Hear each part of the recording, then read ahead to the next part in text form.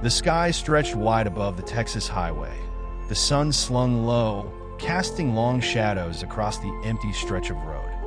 Jason could feel the weight of it all pressing down on him. The breakup with Emma was still fresh, too fresh to have clarity yet, too fresh for him to understand what went wrong. So he did what made the most sense. He drove.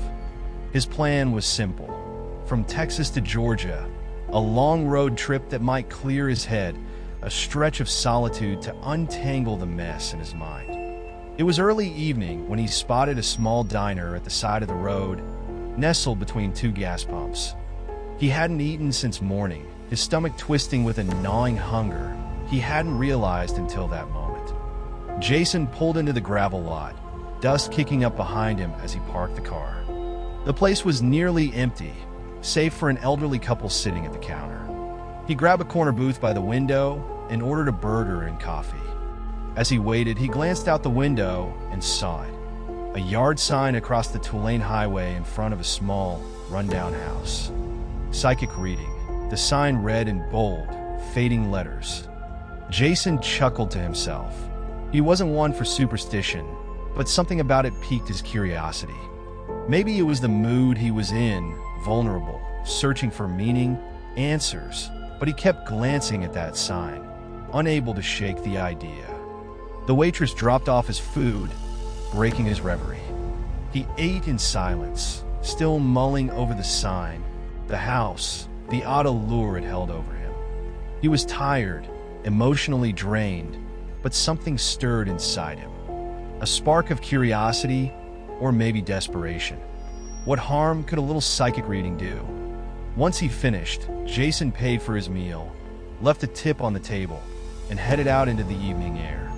The sky had darkened, the sun now a glowing ember sinking beneath the horizon. He crossed the highway, the only sound the crunch of gravel beneath his boots and the distant hum of crickets. The house looked even more worn up close, paint peeling, windows smudged with dirt, but a faint light glowed behind the curtains. Jason hesitated for a moment at the door, then knocked. It creaked open almost immediately, and a woman in her late 50s, draped in layers of colorful scarves, greeted him with a wry smile. "I knew you were coming," she said, her voice tinged with amusement. Jason blinked, unsure how to respond. "You did?" "Of course," she laughed, stepping aside to let him in. "That's what I do." He stepped into the dimly lit room. The air smelled faintly of incense, sweet and heavy. The woman led him to a small table in the center of the room, cluttered with tarot cards, crystals, and candles flickering gently. She gestured for him to sit, and he obliged, feeling a little silly but intrigued nonetheless. "You've been on quite a journey, haven't you?" she asked, sitting across from him, her eyes locking onto his. Jason nodded, not giving much away. He figured she'd throw out something vague like that to get him talking. Instead, she stared at him a little longer, her smile fading. "Heartache," she murmured.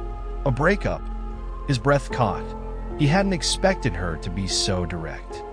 "Yes," Jason said, feeling the tightness in his chest return.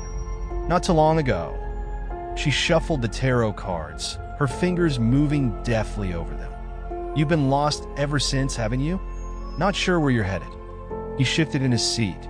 "I guess that's fair." The woman spread the cards across the table, studying them closely. One by one, she flipped them over, revealing a series of intricate, dark images that Jason couldn't make sense of. But her expression grew serious, almost concerned. "There's change ahead," she said softly, her voice barely above a whisper. "But something good, something you weren't expecting." She glanced up at him, a knowing look in her eyes. "You got good luck coming your way, Jason." How he stopped himself. Maybe she'd heard his name at the diner, or maybe she just had a lucky guess. The reading continued, and Jason couldn't help but be amazed at how accurate it all felt. Everything she said resonated deeply with him, as if she were picking through the recesses of his mind. He felt a strange sense of comfort, a warmth he hadn't felt in a long time. But then her expression shifted. Her brows furrowed, and her hands trembled slightly as she touched the next card.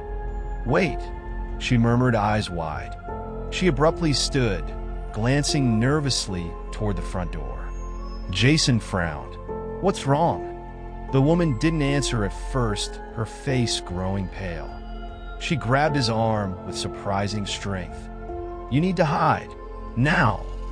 "What? Why?" His heart raced as the air in the room seemed to thicken with tension. "Now," she hissed, dragging him toward a small door near the back of the room. She opened it, revealing a narrow crawl space beneath the floorboards. "Get in there and don't make a sound. Whatever happens, don't come out." Jason, now completely unnerved, did as she said, squeezing himself into the cramped, dark space. He felt the door close above him, plunging him into darkness. His breath came fast, the confined space suffocating. He heard the woman moving quickly, her footsteps frantic above. Then came the sound of the front door slamming open. Heavy footsteps, men's voices, low and dangerous. "You lied to us," one of them growled. "You're a fraud." Jason's heart pounded in his chest. He could hear the woman pleading, her voice shaking. "I didn't lie. Please, just leave." There was a sudden crash, the sound of glass shattering. Then a scream, short, sharp, and cut off too soon. Silence followed, thick and suffocating. Jason covered his mouth, stifling a sob. He stayed there, trembling in the dark, terrified to move, terrified to breathe. After what felt like an eternity, he heard the men leave, the door slamming shut behind them. Still, Jason didn't move, paralyzed by fear. Minutes passed before he finally mustered the courage to push open the hatch and crawl out into the room above. The woman lay motionless on the floor, her scarves stained dark with blood. Her eyes stared blankly at the ceiling. Jason stood frozen, his stomach lurching. Without thinking, he stumbled to the door, his mind a haze of shock and fear. He couldn't process it. He couldn't process any of it. He bolted out of the house, across the highway, and into his car. His hands shook as he started the engine, his breath coming in ragged gasps. As he drove away, the darkness swallowed the house behind him, and Jason's mind raced. The woman's words echoed in his head. "You got good luck coming your way, Jason." But all he felt was horror, a cold dread settling in his bones, and the lingering question, what had just happened?